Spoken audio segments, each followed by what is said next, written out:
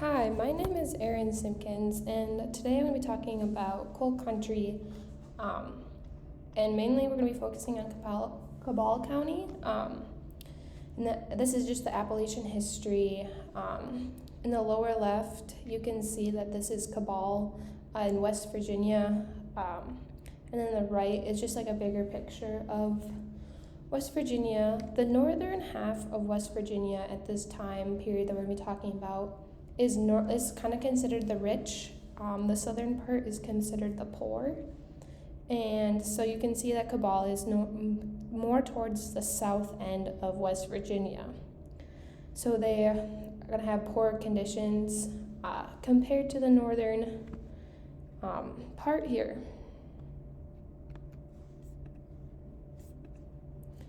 So big focus is going to be these coal companies. So in the Appalachian Mountains, they were known for their coal. And around the 1880s, even till now, there's just a big demand for coal. It has decreased over the time, but when it first came out for transportation and it became a higher demand, where it was located was in these Appalachian Mountains. Now, the people that lived in these mountains and in these counties, they were not rich, though they had this good that they could use. However, the people who are richer across the United States and even around the world, they came and took over this land. They took over, created coal companies, which then created monopolies, which then they recruited the people of those towns to work for them. Now, these companies made it sound like it was a really good deal. They're like, here, we'll provide housing, we'll provide stores, we'll give you a job, we'll pay you, and you won't have to worry about anything. You don't even need transportation. And because they were so poor, transportation sounded really good to them, paying job, being really close to friends, family, to the store even. These coal companies made it sound like it was a good deal. These coal companies created coal camps. And in the lower left-hand corner, you can see kind of what the structure of this coal camp is. This is kind of like a middle-rank camp. There was some a little bit better than this. However, majority of them were worse. You can see all the houses, how they're really tight together. Normally, there was an entire family living in there. So parents, children, grandparents, uncles, aunts, a whole generation.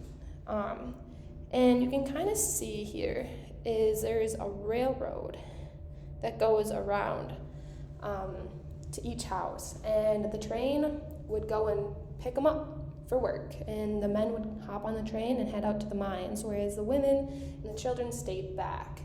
The women really had to focus on their community as the men were always gone working. And the women had to clean, they had to take care of the children, and then support their husbands. And if their husbands did not come back, they were forced to leave because they didn't serve any good to these coal companies. On the right-hand side, you can kind of see this big line across the forest. And what the coal companies would do was create barriers to separate the town from the actual state and the surrounding area. So if you lived in these coal camps, you were confined to this area and you were not allowed to leave. So company towns, they also created their own currency. So you can see in the lower corner is script. So the company paid their workers in script. When these workers came into the town, they were in debt to this company that they need to pay off. This debt, however, was so big that it was impossible for them to pay off. And most miners could not retire. They normally just died of working, or most of the time they weren't even able to make it out of their mines because of the dangerous hazards if it was to explode. So people tried to pay it off. The workers tried to do everything they could. They would work overtime. They would produce more coal. However, the company never increased their pay. It was always about them. And so even though there was a bigger profit coming out the other end that the company saw, they did not pay their workers more. There was actually a time period where they paid them less. And this made it just even more impossible for the workers to pay off their debt to this company. There was also, you can see, is a huge unequal pay between business and workers.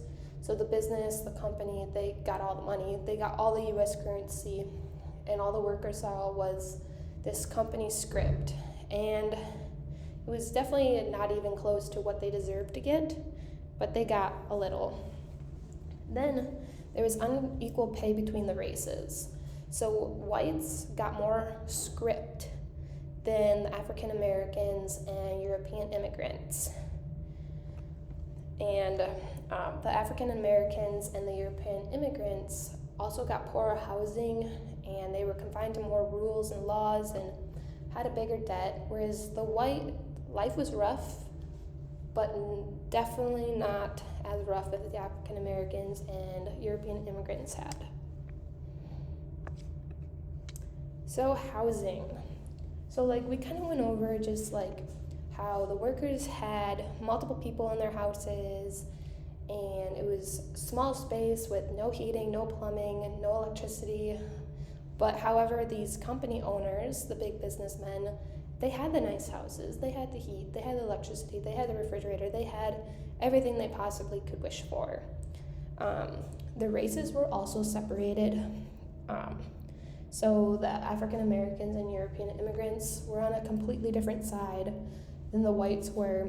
They were treated differently, and the whites' housings were bad. They didn't have any of those tools. They might have had one of those, or maybe they had heating, or maybe they had plumbing, but the African Americans and European immigrants had nothing. And in all these cases, they all shared an outhouse. So the whites had an outhouse, and then the African Americans and European immigrants had outhouse that they were pretty much, they all had to clean and take care of themselves as they were one community. And they all had different rules that they had to follow. The European immigrants and African Americans definitely were confined more than the whites. And then in the lower left-hand corner, I recommend y'all watching it. It kind of just goes over the lifestyle of these people in the Appalachian Mountains, and just the role of the women, what the children did, the things that the workers, the men had to go through, how they had to try to support their family in an area that they literally couldn't support their family, poor living conditions. It kind of breaks down the housing and what was good and what was bad. Definitely recommend.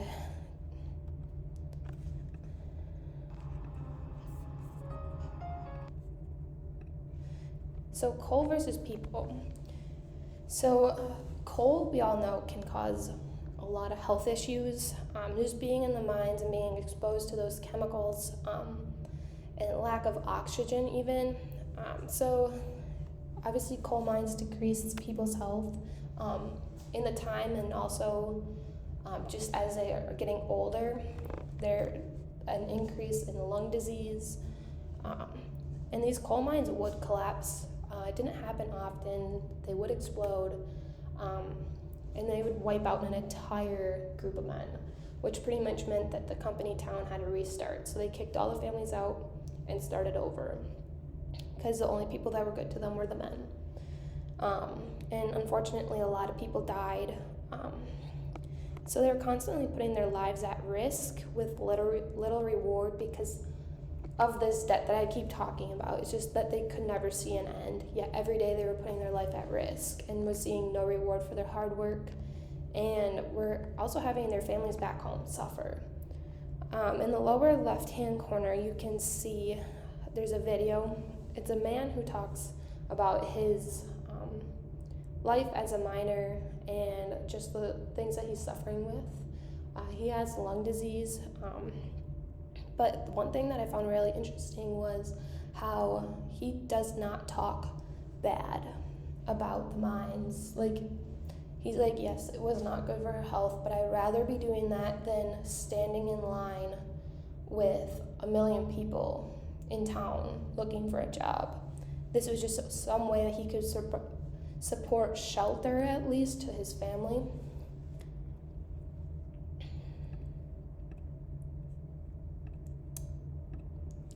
So why didn't the workers leave? This is probably a big common question that I kind of thought about in my head when I was learning about this. But they physically couldn't. Because of these walls that I showed you in the first picture, they could not leave these camps, and the companies would say that they're protecting their people by these walls from the outside environment, but in reality, it was just them trying to hide it to the US government that they were actually creating their own currency and were pretty much getting free labor from these people. They also didn't have any money just because they weren't getting paid in US currency, so if they were to leave, they literally had nothing and no way to support themselves, no transportation to even go find work.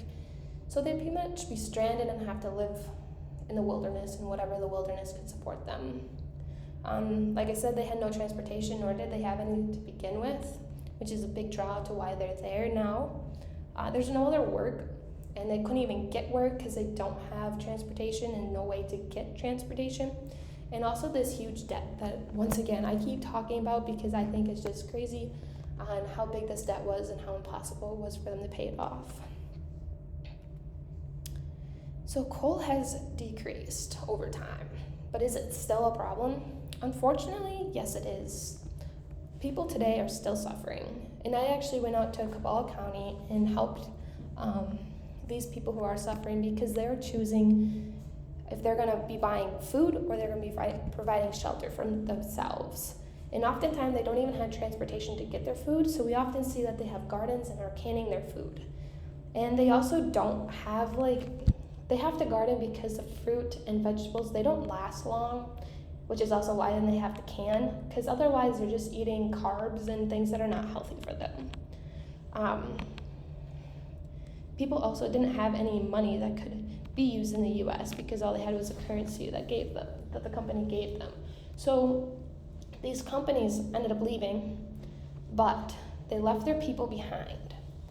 And these people did not have any US currency. They were pretty much broke. They were at $0. They were considered in debt. But they had no way to support themselves, yet they had also no work. So these towns, definitely in Cabell County, are just run down. It's the rich versus the poor. The walls are still standing over the bridges. So inside these company towns that used to exist, they all have rundown houses. The stores are out of business because no one can afford to work them, supply goods for the people. But then outside the company town, the houses are still in poverty for sure, but definitely could tell that's where the big businessmen used to live. So Cabell County, like I said, was a company town that was left behind, and there is still the standing walls that separate the rich from the poor. They are not used, they are always kept open, but they still exist, and I recommend actually going out there. I was fortunate enough to be able to learn about this and actually go and do hands-on experience here. So a little bit about Cabell County. You can see in the upper left-hand corner, just the poverty status is in red for Cabell County and the national average in blue. Their poverty status is above national average. And you can see over in the right just how many houses are under $50,000, which is, if we think about the US, we can't buy a house under $200,000. So it's kind of crazy how run down those houses are to be less than $50,000. We also see the amount of houses that don't have heating, plumbing, or without a full kitchen. Their life expectancy is also decreased just because of these mines and people living with disabilities, and just the overall poor conditions that they're living in because they don't have the right supplies to be able to keep their bodies healthy, to provide goods and foods to themselves, nutrition, and just having the background history of the mines and still being exposed to everything. So in West Virginia, I went, and these are a couple houses I'm going to be showing just of the living conditions that people are in. This house is actually considered more of the rich side. However, they did not have a full kitchen. Their roof did not exist. People fell through this roof, and this is actually kind of like us tearing it apart and putting it on again. This is a deck, and you can see in the lower right-hand corner, this deck is being held by cement blocks. And with these people in Cabell County who are majority elders and living with disabilities, that this is not a safe living condition, and also all this wood was rotten, and so we were pretty much waiting for it to fall apart. This is a set of stairs. There was a disabled lady who lived here, and as you can see, those steps are definitely not safe. Probably not even safe for somebody who is fully healthy. It's a good way to twist an ankle. This is a patch. There's a hole in the floor because the majority of these people are living in houses that are just exposed to environments and exposed to rodents. And so rodents will chew their way in and create holes, and then also there's just wood rotting, water coming in, mold. So it's just an unsafe environment. This is another house. The fact that it has tin on it means that they're pretty safe in there. However, you can see that the wood's rotting. The tin is rusting out, and it's not this is not a safe environment to live in, yet compared to other houses that are surrounding them, this is looking pretty good. This is pretty much, you can see just kind of like the dirty environment surroundings. The roof collapsed. Here's another view of just trees are over the top of it, not safe environment. You can see in this, more of the roof is just not good. Things are falling apart, siding is coming off. This is one of the nicer houses, however, because it has siding, it is one of the nicer houses. However, there's still many different areas of issues that are not seen in this picture. So no heating, no full kitchen, but this is considered one of the more well-off houses. Here's another picture. You can kind of see how the tin is coming off. We were working on finishing this roof, so it is in better condition than where it started. This is a ramp. Now I know it looks really nice, but this is actually what we put in. There was a disabled lady that lived here, and all she had was a set of steps, and she physically could not use the steps as she was in a wheelchair, so she was stuck in her house, and friends and family would have to supply her food because she could not leave her house. Because she could not leave, it created a lot of health issues, just being surrounded by the mold and rodents and things dead, and her not being able to clean it. So we gave her an escape. So here's just us putting in stairs for people to come and visit her without having to go up the ramp. Just another picture of me putting together the staircase.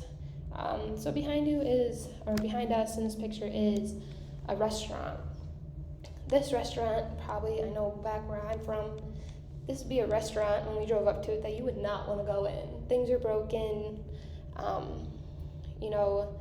just dirt and dust and spider webs and things falling off the siding. Just would not be a very safe restaurant, that you would probably want to go into. But it was the only restaurant in West Virginia in this area, in Cabell County. And they pretty much served milkshakes and fries because that's all they had available. But I will say they make the best milkshakes, so I recommend. And so here's my works cited. Just a little bit that I want to talk about, just the overview, is just how accumulation of advantage, the people of Cabell County and other counties that suffered from big businessmen coming in, rich people taking advantage of these poor people that lived in the county, and then forcing them pretty much to work for them. We also then see the treadmill of production where these workers are working super hard yet seeing no outcome.